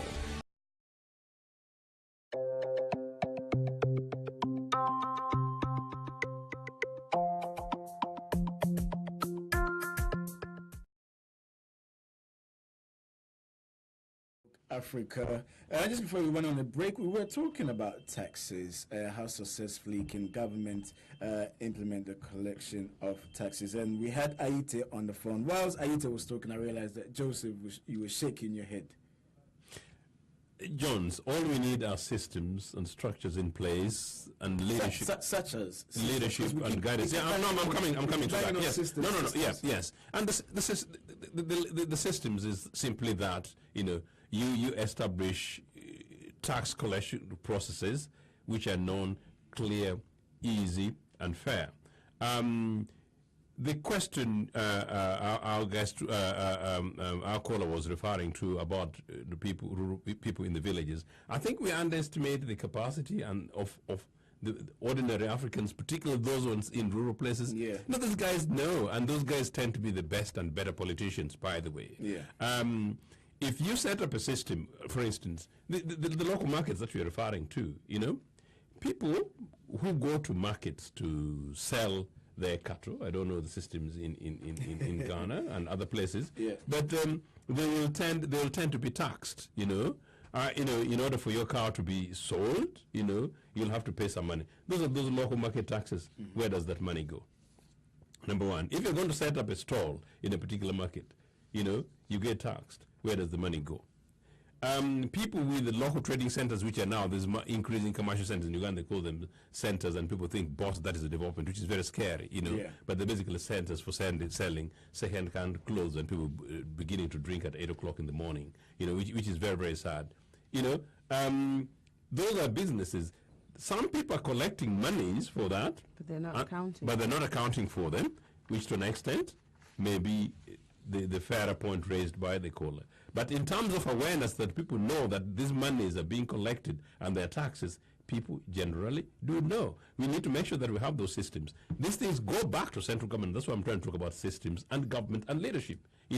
Structurally, if it is the case that all local markets will be part of local government. So if it's part of local government, before central government remits money to my rural district, the issue quite clearly is that, well, we will be giving you 70% of your budget, the other 30%, is raised locally. It's up to the district authorities to make sure that they do that.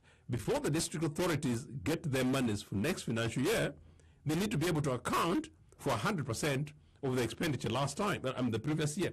Those are systems in place, straightforward. When local government knows that actually if they don't collect the 30% equivalent deficit locally in a fair and open and an accountable system, so central government, because there should be a ministry of local government monitoring and managing them, so should the Ministry of Finance, and in this case, the central banks. So these are institutions that should be there in place to be able to make sure that these things are actually happening.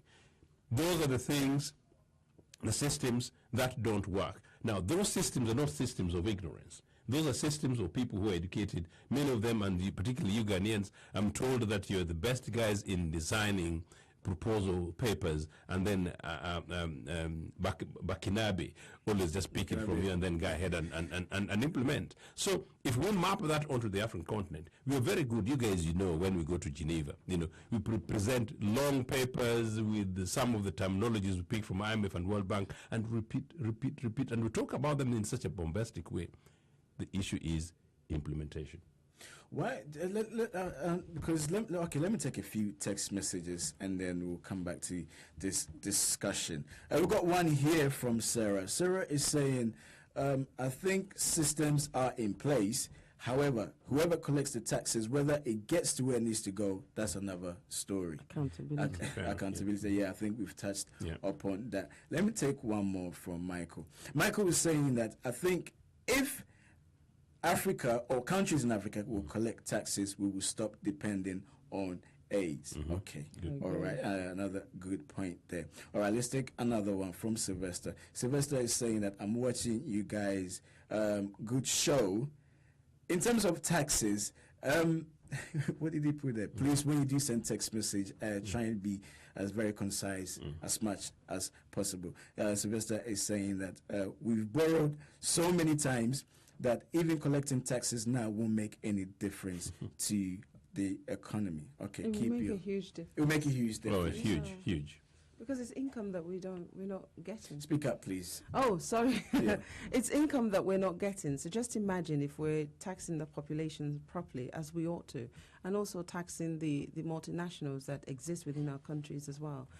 It will be income that we don't already have. And, you know, when you consider what we're paying out in loans, that will certainly go a long way. That that money collected will go a long way to offset some of our outgoings and also build infrastructure if needs be. Okay, let me take another one.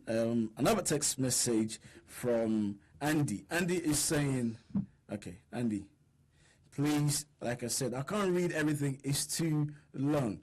Andy is saying tax is a big problem in Africa. Like you said, Jones, when politicians want to come in power, they do not want to talk about taxes. The moment somebody touches on taxes, they use it as a political tool against them. And as you know, they might have the right idea, but because of political expediencies, other political parties use it against them. Okay, Andy. Keep your thoughts and comments coming in. Again, if you want to send a text message, the number to do so is 0203-735-8820. There is sorry, Jones, there is an example actually in Nigeria of a state. You know, we have 36 states in Nigeria. Yeah. Lagos State, for instance, is a fine example of a state that collects taxes. Yeah. The collection, their tax revenue generation from taxes is bigger than what they would get from the center, from the federal government, for instance. Yes. And they're beginning to see the benefits of having, you know, adequate, not just having the tax systems in place, but actually collecting and accounting for the tax system. So they're generating so much money that they're beginning to make headways in infrastructural developments, in providing services for the people of Lagos. And the people of Lagos can see where their taxes are going. And so, you know, they're cooperating in the tax payments and all of that. And those systems and structures are in place to collect, to account, and to make sure that, you know, people are following. So there's an example there. And, you know, they're beginning to now sort of, you know, work with other states who are interested in, you know, understanding how to generate this income, this revenue generation that is happening within Lagos. So that's an example for that the individual, text. the listener that was saying that, you know, it won't make a difference. Indeed, and if I may say so, tax collection generally should, in my opinion, be progressive.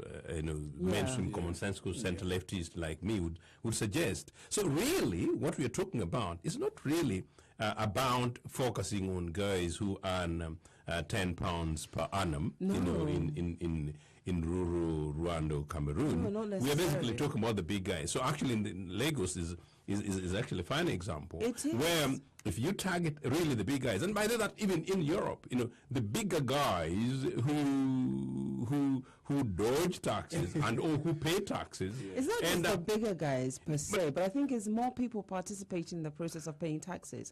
And Nigeria herself is actually seeing what's happening in Lagos and how much income they're generating. I mean, it's humongous. No, it's a combination of both. But to talk specifically about the bigger guys, meaning to take away the scare that, you know, somebody who just about manages their 1 meal a day, you know, is burdened by taxation. That is actually why here in Britain in 1992, when I was still a youngster in this place, you know, the Sun, unfortunately, the Sun, you know, scared off average British guys that, you know, labor tax bombshell, when the reality was actually the people who were going to be affected then, you know, it was about, to today's, you know, rate would probably be people earning nearly £50,000. But you find people, including guys without prejudice, who probably were not yet at work, if you want to put we're saying all label taxes. So back to us in Africa, in the Lagos kind of cases, the guys who basically you earn more, you pay more, and then the bigger corporations. But one of the guys we haven't talked about is these so-called foreign investors. And the so-called foreign investors, I know governments, and I've been very shy today to mention some, where they could talk about investors as my investors. Presidents talk about my investors, and people come and pay nothing, and they're given huge chunks of land, and they're given tax holidays for 10, 20 years to supposedly set up businesses. And by the following day, you realize Africans are dying of, and I hope they're watching, dying of poverty, and some of these other Precisely. Some of these guys come with their own people from outside the African continent. Again, today I'm going to be very kind to them. I want to mention. But then, the Chinese especially. I'll come on the Chinese. So I just want to play a bit of a devil's advocate here. I mean, there's this saying that for the economy to grow, you need to create enabling environment. Okay, so then if investors are coming in, surely you need to create enabling environment for them to come in, not to dodge taxes, but I think sometimes. How do the British create enabling environment? We're Jones? talking about Africa. No, that's true. So as you said, it's a progressive thing. Enabling environment should be that an investor comes, then they know that there's going to be a guaranteed return. The tax system is very clear. The legal regimes are clear that they won't be cheated either by governments, their contracts, and all this kind of stuff will work. And there's guaranteed quality of workforce. That's what investors should really know. And that when I come with my $100 million, into DR Congo, that over a particular time frame, I will necessarily be going with maybe twice or three times my amount. But do you know what these guys do? They actually come with they come with 100 million, but within 2 years they're going back with $1 billion. Yeah. There is something wrong with the heads of some of our that's what I was saying earlier, isn't it? About the fact that we fail to regulate it for the benefit of the masses, for the benefit of generations to come. It is the failings, and to an extent, governance for self, not governance for all. You're calling them, politicians about the today, but for me, I really say mainly people in politics. They're not even politicians. People go into politics basically to survive, and so they do it more for themselves than even for any which way we want to describe them. But they fail because primarily they are there for the interest of the people. All right, then. Let's take a few stories that are making the headlines across the continent. And Zimbabwe's financial system is living on borrowed time. Zimbabwe's financial system increasingly resembles a house of cards. We are one card to give away. For instance, if South Africa's power utility, Eskom, were to have the temerity to suggest that Zimbabweans actually pay for the electricity that is supplying to the country, the entire edifice would collapse. To put it in another way, the government is bust. It is again printing money to cover its spiraling cost, and inflation is rising. And given that there's an election looming in 2017, Zimbabwe's ruling party, ZANU-PF, doesn't want to cut back. Far from it, it wants to carry on spending as fast as it can. Another topic making the headlines is Global Prime Property Hotspots list puts Cape Town tops in Africa.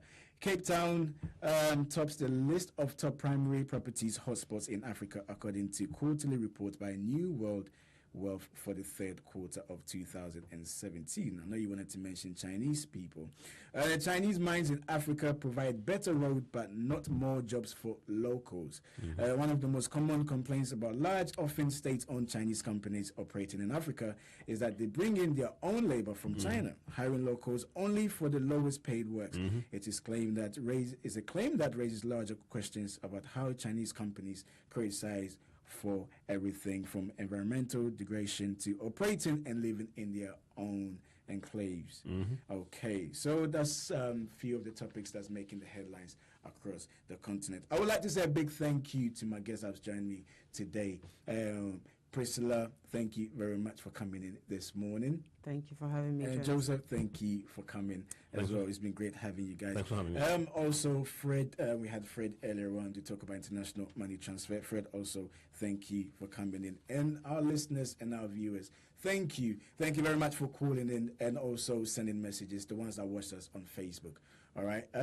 We'll meet again, same place, same time tomorrow. Unfortunately, I've just had the call that, look, you still have a bit more time to talk. 3 minutes exactly. So that 3 minutes, I'll give it to Priscilla because you wanted to say something about the Chinese. So if you can say that, you said it, which is that they don't employ. Part of the investment criteria must be that you employ a certain number of our people. you know, they should be within that. It should be something called local content, where not only do you employ a certain number, you train a certain number, you make sure that the environment is that you will not come to the United Kingdom. You can't come to London and invest, and you don't build offices, employ a certain number of people, pay taxes, and so on. But it happens frequently in Africa. That's what I mean by politicians that negotiate these deals do not negotiate it for the greater benefit of, you know, citizens and for generations to come. They do it for the now. Okay, 1 minute. Yeah, actually, I must say that in the 60s when Uganda was building and booming, one of the reasons why Israel worked with Britain to overthrow the Obote government, is for the record, is that Obote had told the Israelis that you guys, you come with these companies of yours. We are a young country, we also have university and we have technical institutions. Why don't we? Why do you come with a truckload of your own guys? You know, and started putting conditionalities. It's another common sense. Okay. Bring the director, but let the rest of the other technical staff be local and African. All right. Let me just take one message before we wrap up. Kofi said, please, when we talk about system, it mustn't be presented as an abstract. The making of the system must include everyday by law. Again, tax must be clearly defined and specific. We must understand that it is not the people are not paying tax, but the multiplicity of taxation that makes complicated and burdening on the poor taxpayer. In a dual system like Ghana with traditional and modern institutions, tax collected directly by both institutions create duplications. The impoverished state of the taxpayer is also a serious issue.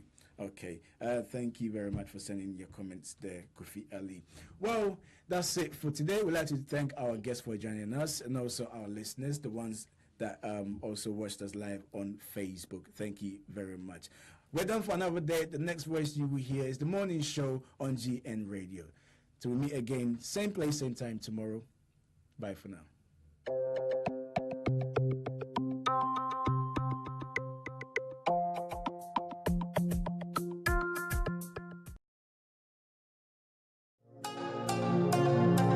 This program is brought to you by Pay Global.